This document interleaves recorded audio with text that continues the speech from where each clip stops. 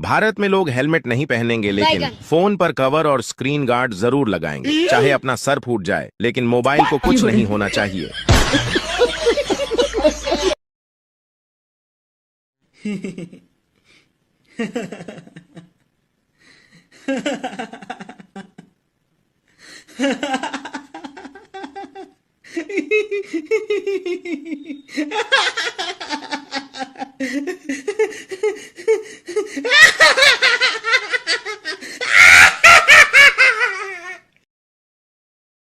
सुबह ब्रश किया तो टूथपेस्ट में लौंग थी, फिर चाय पी उसमें भी लौंग थी, दोपहर में दाल खाई उसमें भी लौंग थी, रात को बिरयानी खाई उसमें भी लौंग थी, सोने से पहले पान खाया उसमें भी लौंग थी। अरे तो कहना क्या चाहते हो? It's been a long day. दुख क्या है? 7 बजे नींद खुले और पता चले अब वापस नहीं सोना। खुशी क्या है? रात को 2 बजे नींद खुले और पता चले कि अभी 5 घंटे और सोना है। डबल खुशी क्या है? रात को नींद खुले और पता चले कल तो छुट्टी है।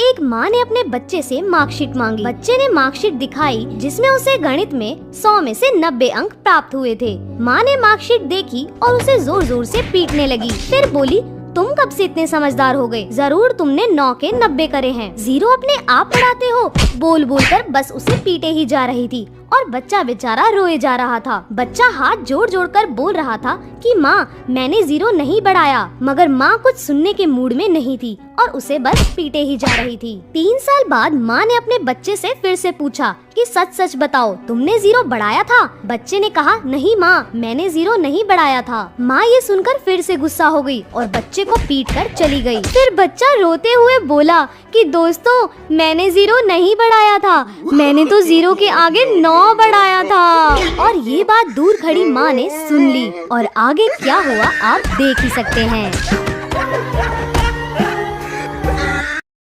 दोस्तों 3 लड़के थे, तीनों ने मिलकर एक बॉल खरीदी जिसकी कीमत 30 रुपए थी। तीनों ने 10-10 रुपए मिलाकर 30 रुपए दुकानदार को दिए और वो दुकान से जाने ही वाले थे, तभी दुकानदार को याद आया कि बॉल तो सिर्फ 25 रुपए की है। दुकानदार ईमानदार था, उसने तुरंत अपने नौकर से 5 रुपए लौटाने को कहा। जब नौकर ने 5 रुपए वापस किए तो तीनों लड़कों ने खुश होकर 2 रुपए टिप उस नौकर को दिए और 1-1 रुपए आपस में बांट लिए। कुछ देर बाद एक लड़का कहने लगा कि हमने तो 9-9 रुपए खर्च किए हैं, इसलिए बॉल की कीमत हुई 27 रुपए और फिर 2 रुपए नौकर को टिप दिए, मतलब हुए 29 रुपए। लेकिन हमने तो टोटल 30 रुपए दिए थे, आखिर 1 रुपया कहाँ गया? दोस्तों अगर आप समझ गए हैं कि 1 रुपया कहाँ गया तो जरूर बताइए, और अगर इसका सही जवाब जानना चाहते हैं तो कमेंट बॉक्स में पिन है।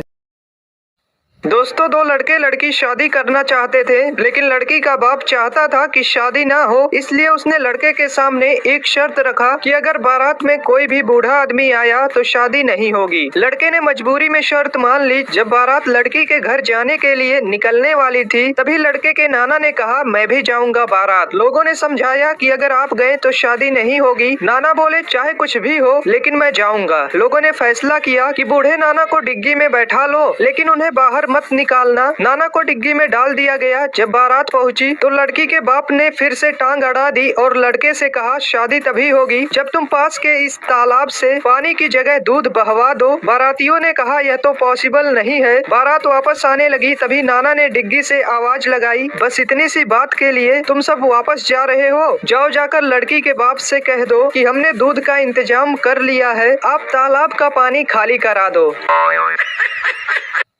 पिंटू एक बार अपने घर की लाइट सुधार रहा था, तभी उसके ऊपर बिजली का तार गिर गया। पिंटू तड़प तड़प कर मरने ही वाला था कि अचानक उसे याद आया कि बिजली तो सुबह से बंद है। वापस उठकर हंसते हुए बोला, साला याद नहीं आता तो आज मर ही जाता।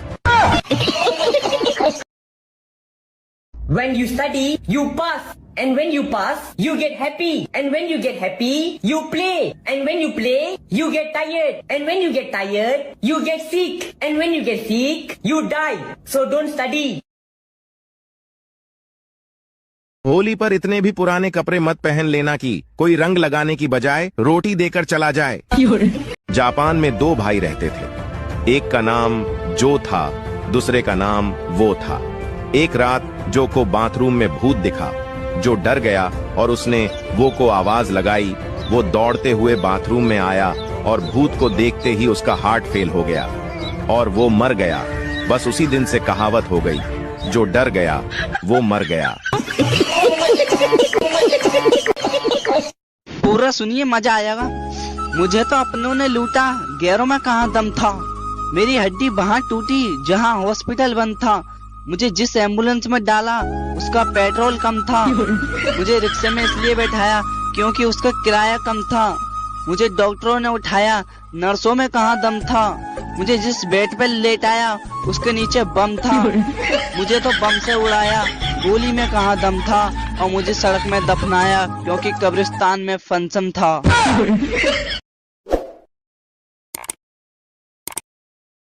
भारत पाकिस्तान के बीच जो लड़ाई हुई उसमें कुछ भी अच्छा नहीं हुआ, लेकिन एक चीज जो अच्छी हुई वो ये हुई कि हमें पता चल गया हमारे देश के लिए कौन कौन वफादार है। इस 6 दिन की लड़ाई में भारत के हर नागरिक ने इंडियन आर्मी का बहुत साथ दिया, पर एक सेक्शन और था ऐसा जिसने पूरे भारतीयों का साथ दिया, वो थे हमारे इन्फ्लुएंसर्स। हाँ, इस लड़ाई में हमारी इंडियन मीडिया ने काफी झूठी खबरें फैलाई, लेकिन अगर हमारे इन्फ्लुएंसर्स नहीं होते तो हम भी पाकिस्तान की तरह झूठी बातों में उलझ कर रह जाते। लोगों ने मीडिया से ज्यादा वीडियो क्रिएटर्स की सुनी। लिटरली पाकिस्तानी एक्टर्स हारने के बाद भी विक्ट्री परेड निकाल रहे हैं, पर हमारे एक्टर्स तो सारे चुप रहे और कुछ इन्फ्लुएंसर्स भी चुप रहे ताकि उनकी ऑडियंस न चली जाए। पर जो बोले उन्होंने हमें एक हौसला दिया और ऐसे वक्त में हिंदू मुस्लिम करने से रोका। एक नया फोन लेकर उसकी अनबॉक्सिंग वीडियो बना देना, चाची को साड़ी दिला देना या फिर वीडियो कॉल पे एक दूसरे को गाली दे देना। अगर तुम्हारी नजर में कंटेंट इसे कहते हैं तो जाकर प्यार से फॉलो करो। पर चलो आओ थैंक्स बोलते हैं उन लोगों को जिन्होंने ऐसे वक्त में हमारे देश का साथ दिया। कमेंट्स में उस इन्फ्लुएंसर को, उस वीडियो क्रिएटर को टैग जरूर करना जिसने आपको सबसे ज्यादा होप, जिसकी वीडियो आपने सबसे पहले देखी और जिसने आपको सही इन्फॉर्मेशन दी। भेज दो सबको ये वीडियो। अमेरिका में जब कोई बच्चा बाइक से गिरने के बाद घर पहुंचता है तो उसकी माँ सबसे पहले उसे बिठाती है, देन डॉक्टर को कॉल करती है। और जापान में जब कोई बच्चा बाइक से गिर जाता है तो उसकी माँ सबसे पहले उसके फ्रैक्चर चेक करती है और फ्रैक्चर चेक करने के बाद उन पे बैंडेज करती है।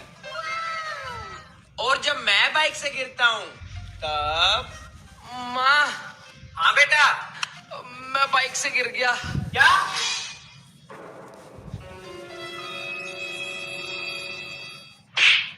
और तेज चला बाइक।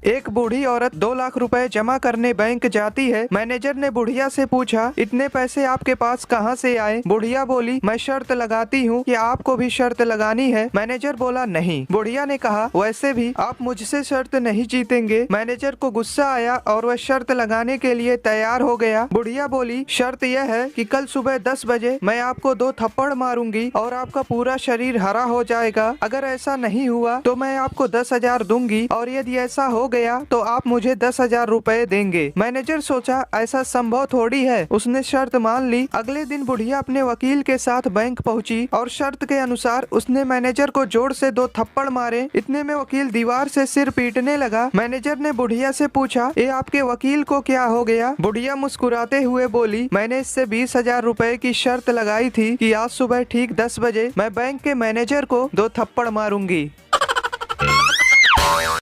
दोस्तों, एक बार एक राजा के राज्य में महामारी फैल गई। चारों ओर लोग मरने लगे। एक रात राजा को एक सपना आया कि हे राजा, तुम्हारी राजधानी के बीचों बीच जो पुराना सूखा कुआं है, अगर अमावस्या की रात को राज्य के हर घर से एक एक बाल्टी दूध उस कुएं में डाल दिया जाए तो अगली ही सुबह ये महामारी समाप्त हो जाएगी। राजा ने अगले दिन पूरे राज्य में यह घोषणा करवा दी कि महामारी से बचने के लिए अमावस्या की रात को हर घर से कुएं में एक एक बाल्टी दूध डालना जरूरी है। अमावस्या की रात जब लोगों को कुएं में दूध डालना था, उसी रात राज्य में रहने वाली एक कंजूस बूढ़ी औरत ने सोचा कि सारे लोग तो कुएं में दूध डालेंगे, अगर मैं एक बाल्टी पानी डाल दूं तो किसी को क्या पता चलेगा। उस कंजूस औरत ने रात में चुपचाप एक बाल्टी पानी कुएं में डाल दिया। अगले दिन जब सुबह हुई तो महामारी समाप्त नहीं हुई। राजा ने जब कुएं के पास जाकर इसका कारण जानना चाहा तो उसने देखा कि सारा कुआं पानी से भरा हुआ है। दरअसल दोस्तों, ऐसा इसलिए हुआ क्योंकि जो विचार उस बूढ़ी औरत के मन में आया था वही विचार सभी लोगों के मन में आ गया और सबने कुएं में दूध की जगह पानी डाला। दोस्तों, बात सिर्फ इतनी सी है कि जब भी कोई ऐसा काम आता है जिसे बहुत सारे लोगों को मिलकर करना होता है तो अक्सर हम अपनी जिम्मेदारियों से यह सोचकर पीछे हट जाते हैं कि कोई न कोई तो कर ही देगा।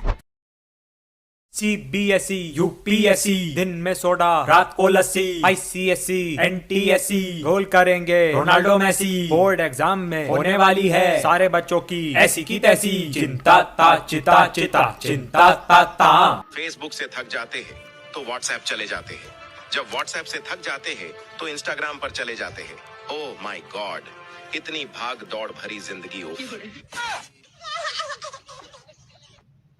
एक अमीर लड़की को स्कूल में गरीब परिवार पर निबंध लिखने को कहा गया। जरा गौर फरमाइए लड़की ने क्या लिखा। एक गरीब परिवार था, पिता गरीब, माँ गरीब, बच्चे गरीब। परिवार में 4 नौकर थे, वो भी गरीब। स्कॉर्पियो कार थी, वो भी टूटी हुई थी। उनका गरीब ड्राइवर बच्चों को उसी टूटी कार में स्कूल छोड़ के आता था। बच्चों के पास पुराने एप्पल आईफोन 8 मोबाइल थे। बच्चे हफ्ते में सिर्फ 3 बार ही ताज होटल में खाना खाते थे, बाकी दिन घर पर ही खाते थे। घर में सिर्फ 2 ही एसी थे और वो भी सेकेंड हैंड। सारा परिवार बड़ी मुश्किल से ऐश कर रहा था।